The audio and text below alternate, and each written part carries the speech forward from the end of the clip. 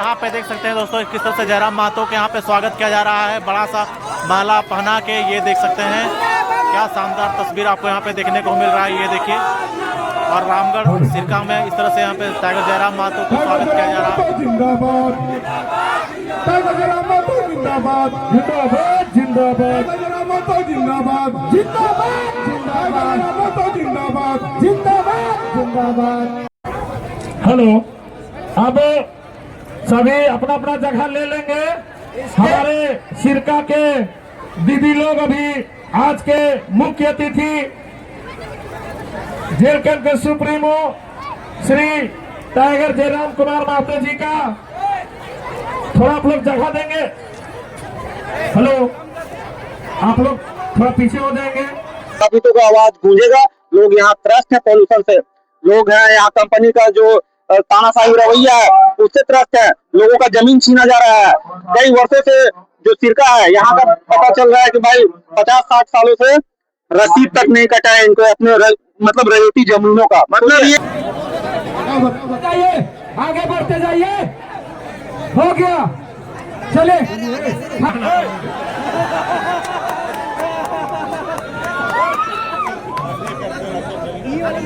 भैया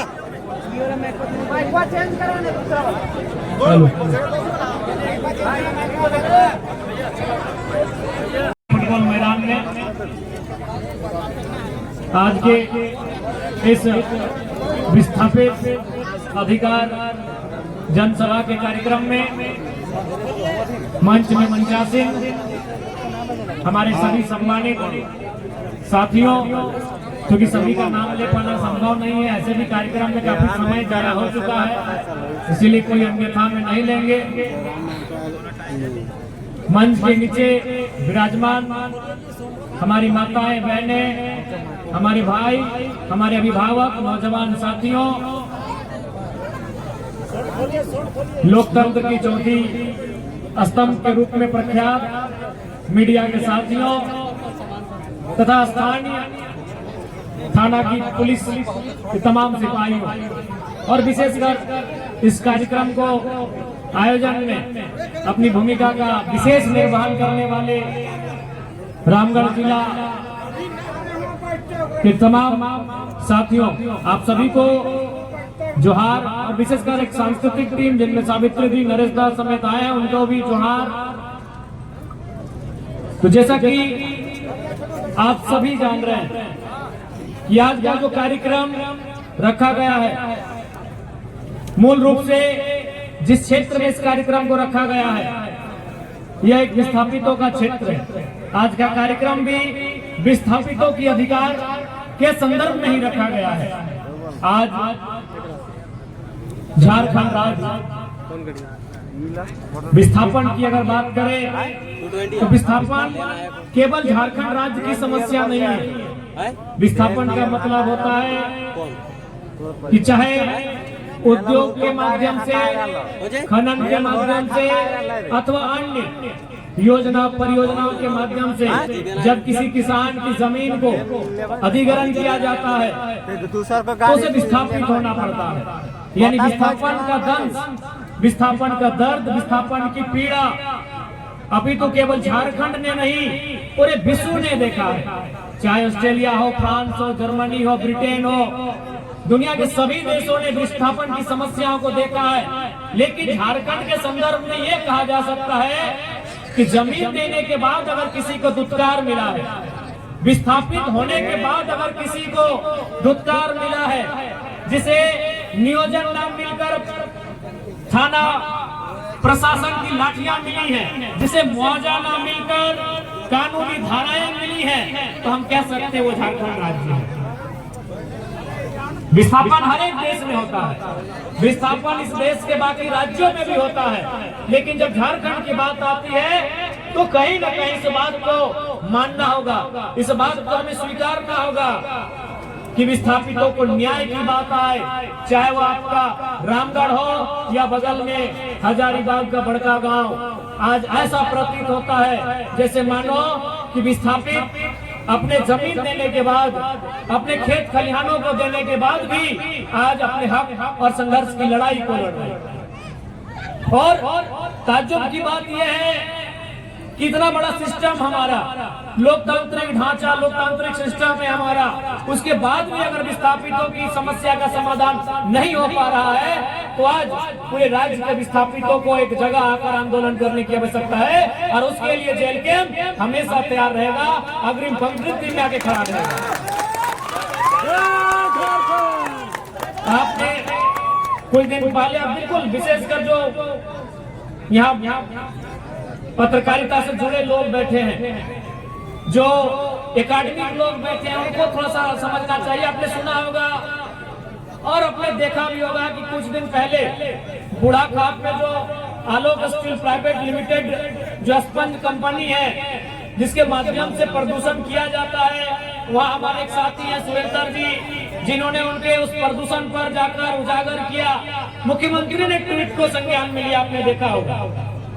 एक बात है, विशेषकर ये एकेडमिक लोगों के लिए, बुद्धिजीवी खेमा जो है उनके लिए मेरा संदेश होगा कि उस प्रदूषण के मसले को माननीय मुख्यमंत्री ने संज्ञान लिया।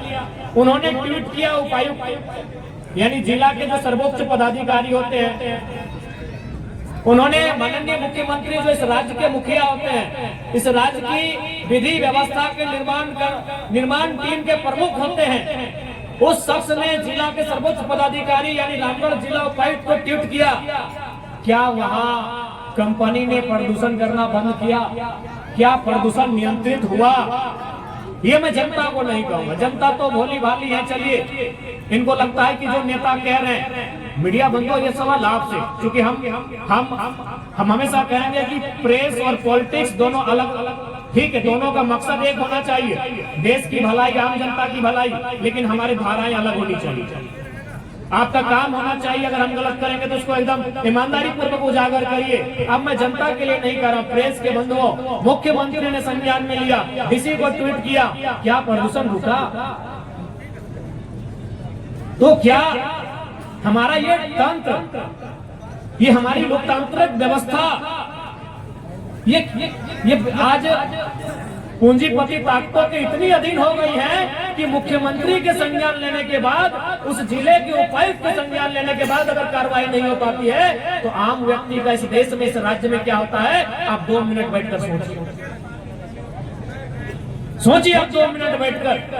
ये मुख्यमंत्री ने इसको संज्ञान में लिया, उपायुक्त को जाकर उन्होंने कहा इस पर कार्रवाई करें, इस पर रिपोर्ट तैयार करें। बिल्कुल, आज वही उसी क्षेत्र के लोग बैठे हैं, उसी क्षेत्र की कई माताएं बहनें आई हैं, उसी क्षेत्र के नौजवान आए हैं, तो बताएं क्या वो प्रदूषण कम हुआ?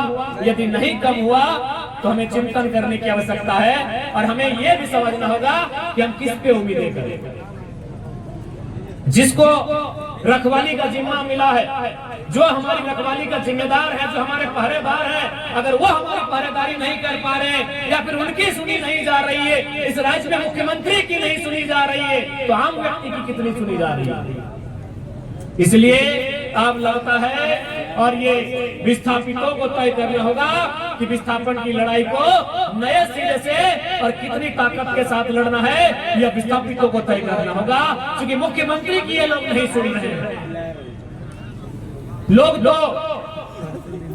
अंदर खड़े ये भी कहते हैं कि भले हम और आप यानी जनता जनार्दन, जिनके पास इस राज्य में करोड़ों का मतदाता है, जिनके पास एक भीड़ है, आप भले अपने वोट से सरकार डिसाइड करते हैं, लेकिन लोग कहते हैं आलोका स्टील कंपनी के जो मालिक हैं, क्या नाम है, श्रीमान रोंटा, वो अपने अर्थ से, हम अपने मत से सरकार को डिसाइड करते हैं, वो अपने अर्थ से सरकार का बनना और बिगड़ना डिसाइड करते हैं, ऐसा लोग कहते हैं।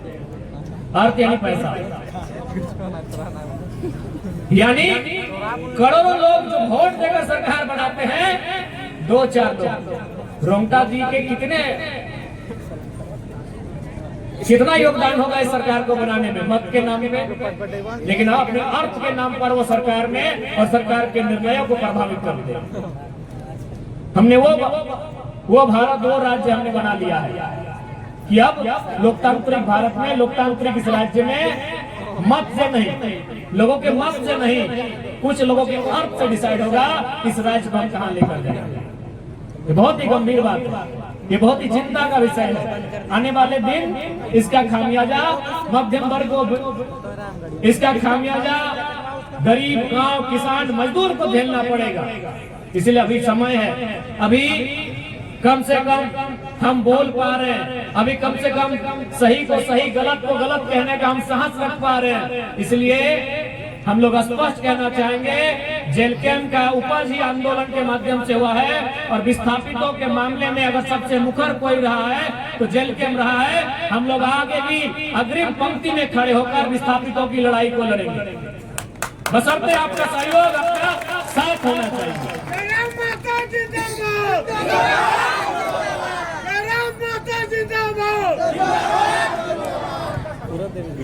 और बिल्कुल आज इस बात को हम खुले मन से मानते हैं कि जो समस्याएं हैं और जो हम संघर्ष कर रहे हैं, हमारे संघर्ष से समस्याएं बड़ी हैं, इसीलिए समाधान नहीं हो पा रहा। इस बात को मानते हैं कि आज जो हम लोग संघर्ष कर रहे हैं उससे समस्याएं बड़ी हैं, लेकिन हम यह भी मानते हैं जब हमारा संघर्ष बड़ा होगा, हमारे संघर्ष का आधार बढ़ेगा, हमारे संघर्ष का स्तर बढ़ेगा, समस्याएं छोटी होंगी और समाधान भी होगा। क्योंकि समस्याएं जिनके माध्यम से हमें समस्याएं मिल रही है वो बड़े लोग हैं। इस व्यवस्था में उनकी पकड़ है, सत्ता में उनकी पकड़ है, और जो संघर्ष करने वाले लोग हैं वो कहीं ना कहीं लाचार किसान बेबस लोग हैं। लेकिन जब वो एकजुट होकर संघर्ष करेंगे, एक होकर अपनी लड़ाई को लड़ेंगे, तो मुझे पूर्ण विश्वास है समस्याएं बहुत छोटी पड़ जाएंगी और हमारे संघर्ष का स्तर बहुत ऊंचा हो जाएगा। और आज हर एक विस्थापित क्षेत्र को ये तय करना होगा, हर एक गांव को ये तय करना होगा, हर एक कई वर्षों से जो सिरका है यहाँ का पता चल रहा है कि भाई 50-60 सालों से रसीद तक नहीं कटा है इनको अपने मतलब रैयती जमीनों का। मतलब ये पता नहीं है कि लोग यहाँ का रैयत है या नहीं है। रसीद कटे गए हैं तो कैसे पता चले? नहीं, रैयत है ये लोग। 50-60 साल पहले रसीद कटा है। अच्छा। लेकिन यहाँ जब से कोल इंडिया का यहाँ पदार्पण हुआ 1972 में, पहले उससे पहले काम चलता था। 1972 में नेशनलाइज होने के बाद में बोला कि भाई यहाँ जो भी जमीन है किसी का भी रसीद नहीं कटना चाहिए। तब से लोग संघर्षशील हैं, अभी तक इनका रसीद नहीं कटा जाता है, इनका मालिकाना हक उस पे है। वो तो मुद्दा है ही। जहाँ पे माइनिंग हो रही है, यहाँ पे सीसीएल माइनिंग कर रही है, लेकिन स्थानीय लोग रोजगार पर ना के बराबर है। साथ ही साथ जो आउटसोर्सिंग कंपनी है उसमें भी अगर किसी को एम्प्लॉयमेंट मिला है तो बाहरियों को मिला है, स्थानीय युवा बेरोजगार हैं, उनके पास रोजगार के नाम पे शून्य है। साथ ही साथ कोयला का जो यहाँ पे ऑक्शन के माध्यम से बेचा जाता है लोकल शेयर में, वहाँ पे भी स्थानीय को कहीं पे कोई जगह नहीं मिला है। और ऑक्शन के माध्यम में जो भी कोयला बेचा जाता है, हम लोग रैयत विस्थापित का यही डिमांड है कि 75% रिजर्व किया जाए। मान लीजिए किसी का जमीन चला गया, 2 एकड़ जमीन गया, एक नौकरी मिल गया, लेकिन सबका तो 2 एकड़ जमीन नहीं जा रहा था। कुछ लोग प्रभावित है, कुछ लोग धूल गर्दा खा रहे हैं। उनके लिए क्या? उनके लिए जो कोयला का व्यापार है आप उसमें प्राथमिकता दीजिए। स्थानीय लोग, स्थानीय युवा, तभी रोजगार हो पाएंगे। आपको ज्ञात होगा झारखंड मिनरल रिच स्टेट है और इसका जो इकोनॉमी है ना वो डिपेंड करता है कोयला और कोयला बेस्ड इंडस्ट्रीज से। अगर कोई भी इंडस्ट्री झारखंड में सेटअप है तो बिना कोयला का वो चल ही नहीं सकता। अगर आयरन इंडस्ट्री है, कोयला चाहिए उसको आयरन गलाने के लिए। आप अगर पावर हाउस की बात करें, थर्मल पावर का बात करें, जो भी यहाँ पे एनटीपीसी है, बीटीपीएस है, टीटीपीएस है, जो यहाँ पे बिजली का उत्पादन करती है, उनको भी कोयला चाहिए, पानी चाहिए। मतलब रिसोर्सेज यहाँ से मिले, लेकिन रोजगार इनको वहाँ पे नहीं मिल रहा है। मतलब जो भी इंडस्ट्री है सब कुछ कोयला से चल रहा है, लेकिन झारखंडी यहाँ पे रोजगार परक नहीं है। यही सब मुद्दा है दादा। अगर अपने लोगों को जब तक कोयला है तब तक हम रोजगार नहीं दे पाते तो क्या आने वाला फ्यूचर में रोजगार दे पाएंगे? कोयला देखिए नेचुरल रिसोर्सेज है, रिन्यूएबल सोर्स ऑफ एनर्जी नहीं है, उसका नवीकरण नहीं हो सकता, वो सीमित है। आज नहीं तो कल उसको खत्म होना है, उसके बाद लोग कहाँ भटकेगा? अच्छा, लोगों का कहना है कि यहाँ पे लोग आते हैं रैयत के लिए, डिमांड करते हैं या फिर नौकरी के लिए, लेकिन नौकरी नहीं मिल पाता। इसके लिए क्या करना चाहते हैं? सबसे बड़ी बात है क्या पोल्यूशन से जो बच्चों को बीमारियां हो जा रही है, और सही समय में एक मुद्दा की बात बोल रहे हैं दादा, बुरा मत मानिएगा, लेकिन ये रियलिटी है कि जितने भी मासिक होती है महिलाओं में वो समय पे नहीं हो रही है पोल्यूशन के कारण। ये सही है। देखिए आप एक बढ़िया लाइफ स्टाइल जीते हैं ना, तो बहुत कुछ बॉडी तभी एक्टिव होता है। एक होता है ना कि सूर्योदय से पहले उठिए, आप फिट रहिएगा, कितना भी उठ लीजिए, लेकिन आप जैसे उठते हैं आप इनहेल क्या करते हैं? डस्ट इनहेल करते हैं, है ना, कार्बन इनहेल करते हैं, है ना, कार्बन डाइऑक्साइड इनहेल करते हैं, तो आप गर्दा ले रहे हैं। क्या ह्यूमन बॉडी के लिए ये सही चीज तो है नहीं था। उसके वजह से लोग असमय नॉर्मल डिलीवरी होता था, अभी डिलीवरी होता है। कहीं ना कहीं ये पॉल्यूशन का बहुत बड़ा दोष है। आप देखिए यहाँ का एनवायरनमेंट में देखिए, कहीं ना कहीं आपको डस्ट कण पड़ा हुआ है। और पेड़ पौधा से लेकर के खेती बाड़ी भी लोग पहले जैसा अब नहीं कर पा रहा है। मान लीजिए पेड़ पौधा का बात करेंगे या फिर पौधा का जो फसल लगाते हैं, तो लोग क्या आहार कहाँ से बनाता है? प्रकाश संश्लेषण क्रिया के माध्यम से भाई सूर्य से रोशनी लेता है, धूप आता है, तब जाकर वो लोग अपना आहार बनाता है। अब पता चलता है कि जो पत्ता है ना, पत्ता के ऊपर डस्ट का लेयर बचा हुआ है, तो भाई आहार भी कहाँ से बनाएगा? तो ये सब मुद्दा है, वो आदमी के साथ तो इफेक्ट कर ही रहा है, साथ ही साथ पेड़ पौधों का भी जो जीवन है वो भी खत्म हो रहा है, धीरे धीरे नष्ट हो रहा है। और अभी आपने एक बात बोला कि भाई इनको रोजगार नहीं मिल रहा है। रोजगार नहीं मिलने का एक कारण है, रैयतों को भटकाया जाता है। कहीं ना कहीं गलत सिस्टम है, यहाँ का गलत नीति है, गलत नेता लोग है जो रैयतों के अधिकारों को छीनने का प्रयास किया है। तो हम लोग कतई नहीं चाहते हैं जो बीते सालों से छला गया है वो अब नहीं छला जाए, और हम लोग चाहते हैं कि रैयतों का अधिकार मिले।